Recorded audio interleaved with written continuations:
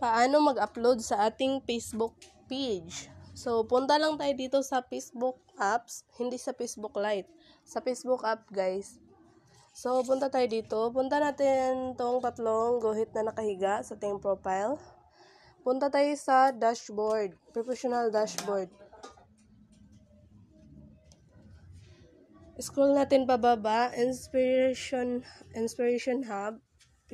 Punta tayo dyan. Pindutin natin tong create a reel. So, punta tayo dito sa picture sa baba o sa mga videos natin. Ito, pindutin natin yan. Ayan, scroll natin pa baba. Hanapin natin yung i-upload natin.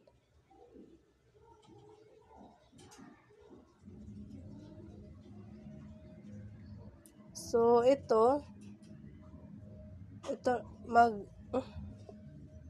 idaan muna natin to. Next.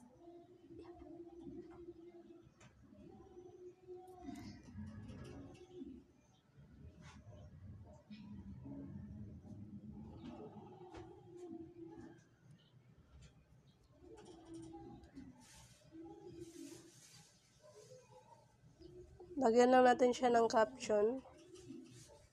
So, ayan. Pwede tayong mag-upload dito ng videos, pictures sa ating Facebook Reels. So, i-mention lang natin yung everyone.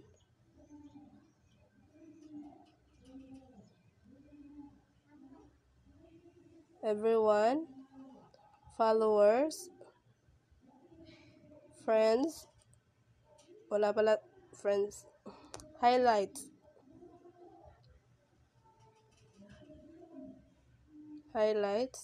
tapos mention tayo dito ng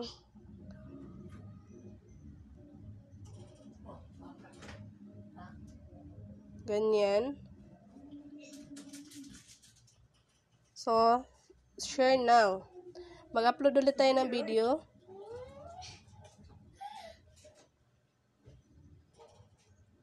So, ito, ayan, wala tayong ma-upload kaya ganito na lang yung gawin natin. So, ayan. Lagyan natin ng ganyan. Pwede original content, pwede rin hindi.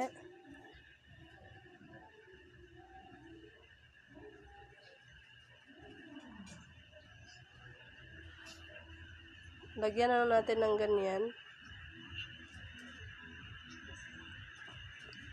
Kung hindi kayo makakalabas tapos wala kayong ma-content, pwede lang kayo mag-screen recording. Yan na yung ginagawa ng karamihan. So, ganyan.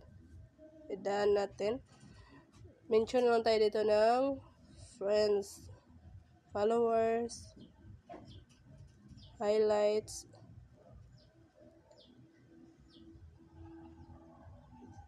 highlights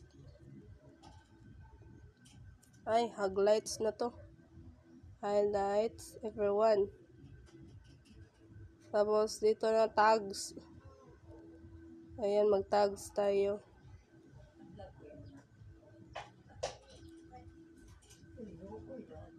So, i-share now. Tapos, antayin natin ma-complete. Back tayo dito. 1 minute. Antayin lang natin yung ma-complete yung in-upload natin na video. Tips din pala guys, kung mag-follow kayo, mag-iwan kayo ng count me in. Habang inaantay natin yung ating upload matapos. Tapos, di tayo magdadabot dito ng mga follow to follow. Kaya, ang gagawin lang natin, kung sino lang yung magbalik, ayan, i-heart natin, tapos follow. I-heart natin, tapos follow. Nasa kanina na lang yun kung i-follow back nila tayo. Hindi na tayo magdadamot ng pag-follow dito. Sino lang yung mag-follow back, sino lang yung papansin ng heart reacts at follow natin. So, ganyan. So, ganyan lang gawin. So, balik na tayo doon. Baka tapos na. So, wala pa din. Check natin dito. Check natin dito sa Reels.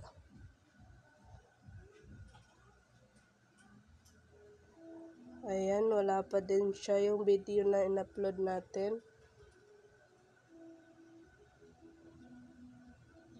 Maya na lang ha. Antayin lang natin done yung upload videos natin. So, ganun lang gagawin nyo guys sa pag-upload ng video sa ating Facebook page Reels. Wala pa din siya.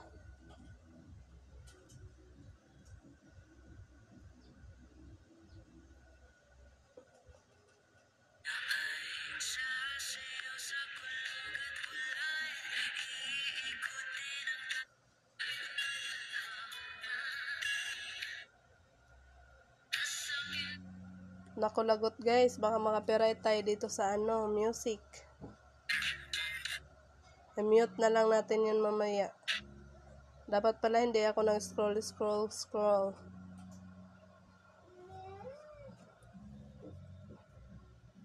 I-mute ko na lang yung segment na naka-copyright pag nagkataon. So, ganun lang yung gawin nyo guys ha. Pag sa Facebook page kayo mag-upload, hanapin nyo lang Inspiration Hub. Diyan, create a Reels.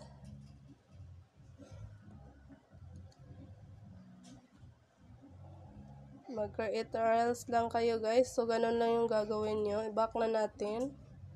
Wala pa din. Di pa din. Love you. Wait lang na. So, wala pa din yung upload natin, no?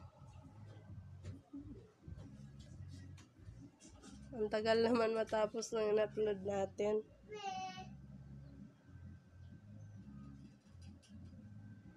So, antayin lang natin yun matapos.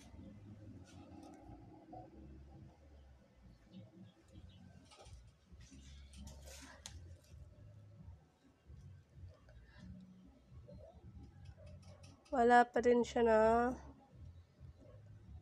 waiting matapos yung in-upload natin. So, ayan na, your Reels is ready to view. Share with your friends. So, ito na yun guys. Sana hindi tayo makaka-copyright doon. So, ayun lang. Ganun lang sa pag-upload ng videos sa ating Facebook page. So, sana makatulong itong videos na ginawa ko. Thank you and bye-bye.